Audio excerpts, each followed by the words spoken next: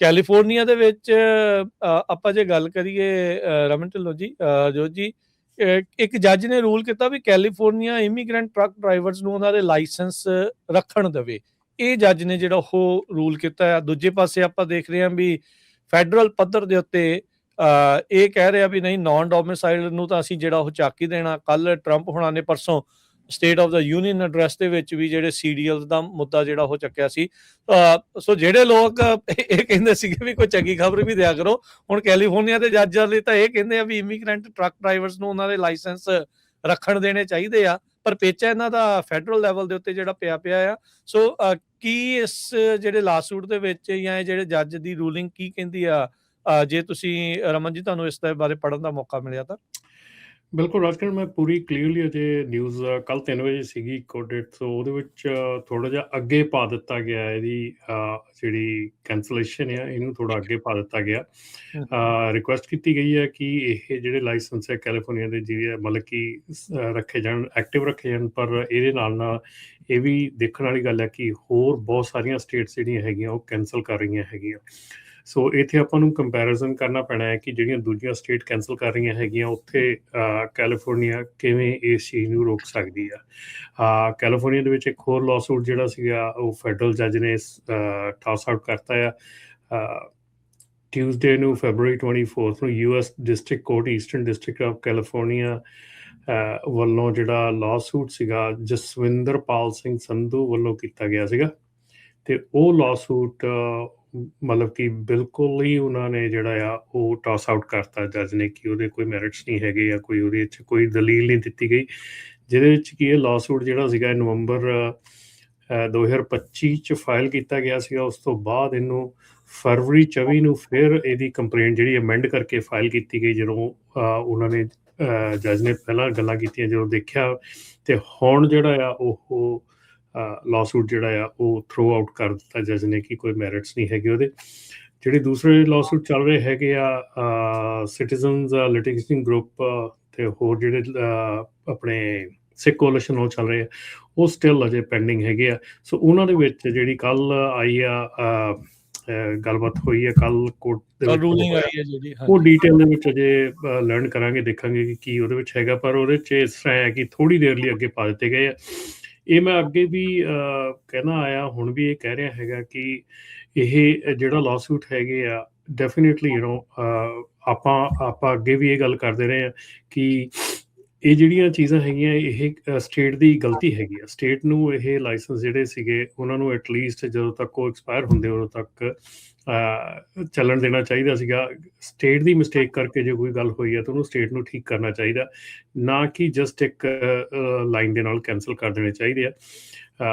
ਚਲੋ ਜਦੋਂ ਤੱਕ ਦੇਖੋ, ਹੁਣ ਮਿਸਟੇਕ ਸਾਰਿਆਂ ਨੂੰ ਵੱਡੀ ਹੈ ਕਿ ਟੈਕਨੀਕਲ ਮਿਸਟੇਕ ਇਹ ਹੈ ਕਿ ਜਿਨ੍ਹਾਂ ਦੇ ਲਾਇਸੈਂਸ ਜਿਹੜੇ ਆ ਉਹ ਵਰਕ ਪਰਮਿਟ ਤੋਂ ਬਾਅਦ ਐਕਸਪਾਇਰ ਹੁੰਦੇ ਆ, ਉਹ ਟੈਕਨੀਕਲੀ ਰੋਂਗ ਹੈਗੇ ਆ। ਸੋ ਟੈਕਨੀਕਲੀ ਰੋਂਗ ਜਿਹੜੇ ਉਹ ਸਟੇਟ ਦਾ ਫਾਲਟ ਹੈਗਾ। ਇਸ ਕਰਕੇ ਸਟੇਟ ਨੂੰ ਉਹਨਾਂ ਨੂੰ ਕਰੈਕਟ ਕਰਨਾ ਚਾਹੀਦਾ, ਨਾ ਕਿ ਉਹਨਾਂ ਨੂੰ ਖਤਮ ਕਰਨਾ ਚਾਹੀਦਾ।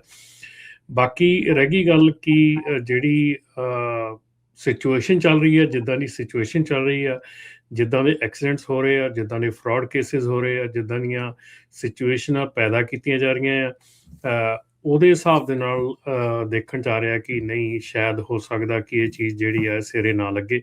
ਕਿਉਂਕਿ ਕੈਮੇਲੀਅਨ ਕੈਰੀਅਰਸ ਦਾ ਇਸ ਵੇਲੇ ਤੁਸੀਂ ਨਿਊਜ਼ ਕੀਤੀ ਹੋਣੀ ਆ, ਜਿਹੜੀ ਇੰਡੀਆਨਾ ਦੀ ਨਿਊਜ਼ ਹੈਗੀ ਆ ਜਾਂ ਹੋਰ ਸਟੇਟਸ ਹੈਗੀਆਂ ਜਿਹੜੀਆਂ, ਉਹ ਕੈਮੇਲੀਅਨ ਕੈਰੀਅਰਸ ਦੇ ਪਿੱਛੇ ਜਿਹੜੀਆਂ ਆ ਬਹੁਤ ਹੱਥ ਧੋ ਕੇ ਪੈ ਰਹੀਆਂ ਹੈਗੀਆਂ। ਜਿਹੜੇ ਵੀ ਇਸ ਵੇਲੇ ਲੋਕੀ ਡਬਲ ਕੰਪਨੀ ਚਲਾਉਂਦੇ ਹੈਗੇ ਆ ਜਾਂ ਕਿਸੇ ਹੋਰ ਸਟੇਟ ਦੇ ਵਿੱਚ, ਜਿੱਦਾਂ ਕੈਲੀਫੋਰਨੀਆ ਦੇ ਵਿੱਚ ਬਹੁਤ ਕੰਪਨੀਜ਼ ਹੈਗੀਆਂ ਜਿਹੜੀਆਂ ਐਰੀਜ਼ੋਨਾ, ਟੈਕਸਸ, ਇੰਡੀਅਨਾਪੋਲਿਸ, ਇੰਡੀਆਨਾ ਦੇ ਵਿੱਚ ਖੁੱਲ੍ਹੀਆਂ ਹੈਗੀਆਂ, ਜਦ ਕਿ ਉਹਨਾਂ ਦੇ ਆਫਿਸਿਸ ਇੱਥੇ ਹੈਗੇ ਆ, ਡਬਲ ਕੰਪਨੀਆਂ ਚੱਲਦੀਆਂ ਹੈਗੀਆਂ। ਸੋ ਇਹ ਸਾਰੀਆਂ ਚੀਜ਼ਾਂ ਜਿਹੜੀਆਂ ਹੁਣ ਇਹ ਮਤਲਬ ਕਿ ਰੇਡਾਰ ਦੇ ਥੱਲੇ ਹੈਗੀਆਂ ਇਸ ਵੇਲੇ। ਸੋ ਆਉਣ ਵਾਲਾ ਸਮਾਂ ਜਿਹੜਾ ਆ ਉਹ ਕੁਛ ਵਧੀਆ ਨਹੀਂ ਲੱਗ ਰਿਹਾ ਹੈਗਾ। ਜੇ ਤੁਸੀਂ ਕੋਈ ਗਲਤ ਕੰਮ ਕਰਦੇ ਹੈਗੇ ਤਾਂ ਪਲੀਜ਼ ਬੀ ਅਵੇਅਰ, ਕਿਉਂਕਿ ਇਹ ਚੀਜ਼ਾਂ ਜਿਹੜੀਆਂ ਆ they going to start coming back very quickly now ਹੁਣ, ਕਿਉਂਕਿ ਇਹ ਜਿਹੜੀ ਗਵਰਨਮੈਂਟ ਹੈਗੀ ਆ ਇਹਦੇ ਵਿੱਚ ਉਹਨਾਂ ਨੇ ਕੋਈ ਵੀ ਚੀਜ਼ ਜਿਹੜੀ ਆ ਉੱਥੇ ਮਤਲਬ ਕਿ ਰਹਿਣ ਨਹੀਂ ਦੇਣੀ। ਔਰ ਦੂਸਰੀ ਚੀਜ਼ ਹੈ ਕਿ ਜਿਹੜੀਆਂ 3 ਮੇਨ ਚੀਜ਼ਾਂ ਹੈਗੀਆਂ ਜਿਹੜੀਆਂ ਉਹ ਕਰ ਰਹੇ ਹੈਗੇ ਆ, ਇੱਕ ਤਾਂ ਉਹਨਾਂ ਦੀ ਨਿਊ ਜਿਹੜੀ ਐਂਟਰੈਂਟ ਹੈਗਾ ਆ ਉਹ ਕਿਵੇਂ ਐਂਟਰੀ ਹੁੰਦੀ ਆ, ਕਿਵੇਂ ਉਹ ਸਾਈਨ ਅਪ ਹੁੰਦਾ ਆ, ਕਿਵੇਂ ਉਹਨਾਂ ਦਾ ਜਿਹੜਾ ਪ੍ਰੋਸੈਸ ਚੱਲਦਾ ਹੈਗਾ, ਬੈਕਗਰਾਊਂਡ ਚੈੱਕ ਇਹ ਉਹ ਸਾਰਾ ਕੁਛ। ਉਸ ਤੋਂ ਬਾਅਦ ਜਿਹੜੀ ਨੌਲੇਜ ਹੈਗੀ ਆ ਐਪਲੀਕੈਂਟ ਦੀ ਨੌਲੇਜ ਆ ਉਹ, ਤੇ ਇੱਕ ਚੀਜ਼ ਹੋਰ ਐਡ ਕੀਤੀ ਜਾ ਰਹੀ ਹੈ ਕਿ testing for brokers insure their qualification. So ਇਹ ਚੀਜ਼ ਦੇ ਉੱਤੇ ਵੀ ਜਿਹੜੀ ਆ ਗੱਲ ਆ ਗਈ ਹੈ ਕਿ ਬ੍ਰੋਕਰਸ ਦੀ ਕੁਆਲੀਫਿਕੇਸ਼ਨ ਜਿਹੜੀ ਹੈ ਟੈਸਟਿੰਗ ਦੇ ਲਈ ਦੇਖੀ ਜਾਣੀ ਚਾਹੀਦੀ ਆ।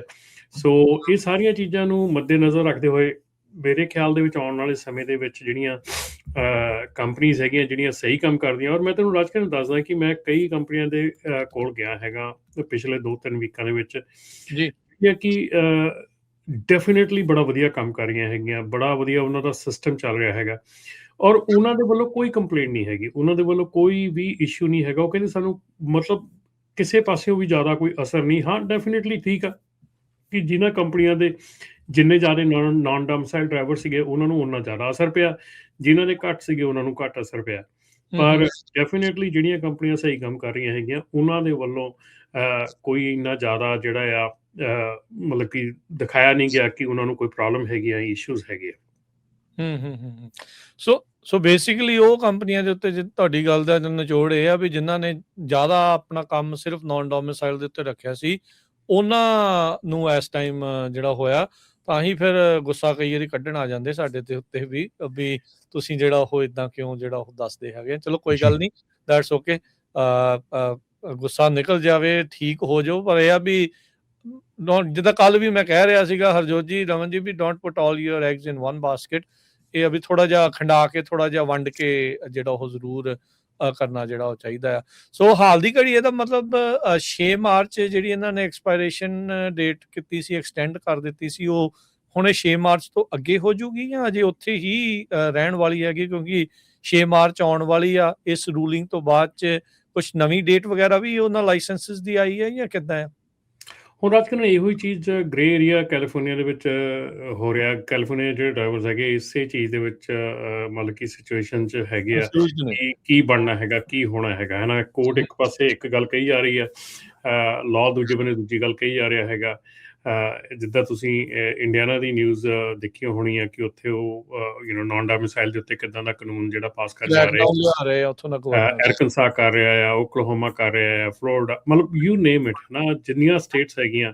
ਜੇ ਹੁਣ ਲਾਇਸੈਂਸ, ਮੈਂ ਇੱਕ ਗੱਲ ਕਰਦਾ ਕਿ ਜੇ ਚਲੋ ਮੰਨਿਆ ਵੀ ਜੇ ਲਾਇਸੈਂਸ ਰਹਿ ਵੀ ਜਾਊਗਾ 6 ਮਹੀਨੇ ਸਾਲ ਰਹਿ ਜਾਊਗਾ, ਪਰ ਜੇ ਕਿਸੇ ਸਟੇਟ ਨੇ ਕ੍ਰਾਸ ਹੀ ਨਾ ਕਰਨ ਦਿੱਤਾ ਵਿੱਚੋਂ ਦੀ, ਤੇ ਦੈਨ ਵਟ ਉਹਦਾ ਕੀ ਮਤਲਬ ਰਹਿ ਜਾਂਦਾ ਹੈ।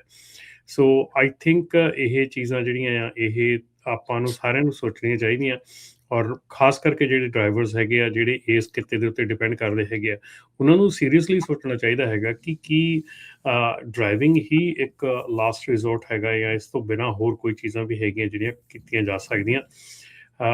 ਸੋ ਮੇਰੇ ਖਿਆਲ ਦੇ ਵਿੱਚ ਰਾਜਕਰਨ, ਜੋ ਪਿਛਲੀ ਵਾਰੀ ਆਪਾਂ ਇੱਕ ਗੱਲ ਕੀਤੀ ਸੀ ਬਾਕਸ ਟਰੱਕ ਵਾਲੇ ਭਾਜੀ ਹੁਣੀ ਆਣ ਕੇ ਕਹਿ ਕੇ ਗਏ ਸੀ ਬਾਕਸ ਟਰੱਕ ਬਾਰੇ। ਸੋ ਉਹਦੇ ਬਾਰੇ 'ਚ ਇੱਕ ਚੀਜ਼ ਮੈਂ ਕਹਿਦਾ ਕਿ ਮੈਨੂੰ ਵੀ ਕਾਫੀ ਕਾਲਸ ਆਈਆਂ ਕਿ ਸਾਨੂੰ ਗਾਈਡ ਕਰੋ ਬਾਕਸ ਟਰੱਕ ਦੇ ਲਈ। ਬਾਕਸ ਟਰੱਕ ਦੇ ਲਈ ਤੁਹਾਨੂੰ ਲੌਂਗ ਹਾਲ ਦੇ ਵਾਂਗੂ ਗਾਈਡੈਂਸ ਜਿਹੜੀ ਆ ਉਹ ਘੱਟ ਕੰਮ ਕਰਦੀ ਆ। ਤੁਸੀਂ ਬਾਕਸ ਟਰੱਕ ਦੀ ਕਿਸੇ ਕੰਪਨੀ ਦੇ ਵਿੱਚ ਕੰਮ ਕਰ ਸਕਦੇ ਆ ਪਹਿਲਾਂ, ਟੂ ਅੰਡਰਸਟੈਂਡ ਕਿ ਬਿਜ਼ਨਸ ਕੀ ਆ। ਇਹ ਜਿਹੜਾ ਬਾਕਸ ਟਰੱਕ ਦਾ ਬਿਜ਼ਨਸ ਆ ਉਹ ਲਿਟਰਲੀ ਨਾਟ ਈਜ਼ੀ। ਇਹ ਇੰਨਾ ਈਜ਼ੀ ਨਹੀਂ ਹੈਗਾ ਜਿੰਨਾ ਈਜ਼ੀ ਲੌਂਗ ਹਾਲ ਟਰੱਕਿੰਗ ਦਾ ਕੰਮ ਹੈਗਾ। ਸੋ ਬਾਕਸ ਟਰੱਕ ਦਾ ਕੰਮ ਕਾਫੀ ਜਿਹੜਾ ਹੈਗਾ ਉਹ ਇੰਟੈਂਸਿਵ ਹੈਗਾ। ਆਪਣਾ ਤੁਹਾਡਾ ਮਤਲਬ ਕਿ ਉਹਦੇ ਵਿੱਚ ਮਿਹਨਤ ਮੁਸ਼ੱਕਤ ਬਹੁਤ ਆ, ਫਰਸਟ੍ਰੇਸ਼ਨ ਬਹੁਤ ਜ਼ਿਆਦਾ ਆ। ਸੋ ਉਹਦੇ ਵਿੱਚ ਉਹ ਕੋਈ ਏਡਾ ਸੌਖਾ ਕੰਮ ਨਹੀਂ ਹੈਗਾ। ਪਰ ਜੇ ਤੁਸੀਂ ਬਾਕਸ ਟਰੱਕ ਦਾ ਕੰਮ ਕਰਨਾ ਚਾਹੁੰਦੇ ਆ ਤਾਂ ਬਾਕਸ ਟਰੱਕ ਦੀ ਕਿਸੇ ਨਾ ਕਿਸੇ ਕੰਪਨੀ ਦੇ ਵਿੱਚ ਆਪਣੇ ਆਪ ਨੂੰ ਤੁਸੀਂ ਉੱਥੇ ਜਾਓ, ਉਹਨਾਂ ਦੇ ਵਿੱਚ ਕੰਮ ਕਰੋ, ਉਹਨਾਂ ਦੇ ਵਿੱਚ ਦੇਖੋ ਕਿ ਤੁਹਾਡਾ ਕੰਮ ਕਿੱਦਾਂ ਦਾ ਹੈਗਾ, ਤੁਹਾਨੂੰ ਇਹ ਸੂਟ ਕਰਦਾ ਕਿ ਨਹੀਂ ਕਰਦਾ, ਦੈਨ ਤੁਸੀਂ ਉਹ ਕੰਮ ਦੇ ਵਿੱਚ ਜਾਣ ਦੀ ਕੋਸ਼ਿਸ਼ ਕਰੋ। ਪਰ ਜੇ ਤੁਸੀਂ ਸਿਰਫ ਤੇ ਸਿਰਫ ਇਸ ਕਰਕੇ ਬਾਕਸ ਟਰੱਕ ਲੈ ਰਹੇ ਕਿ ਐਮਾਜ਼ੋਨ ਦੇ ਲੋਡ ਆ ਉਹ, ਨੋ ਡੋਂਟ ਡੂ ਇਟ, ਕਿਉਂਕਿ ਉਹ ਇੱਕ ਕਿਸਮ ਦਾ ਜਿਹੜਾ ਐਮਾਜ਼ੋਨ ਦੇ ਲੋਡਸ ਹੈਗੇ ਆ ਉਹ ਆਪਾਂ ਨੂੰ ਸਾਰਿਆਂ ਨੂੰ ਪਤਾ ਹੈਗਾ ਕਿ it's just not that good of a deal. So box truck ਦੇ ਬਾਰੇ 'ਚ ਇੱਕ ਇਹ ਗੱਲ ਸੀ ਕਰਨੀ।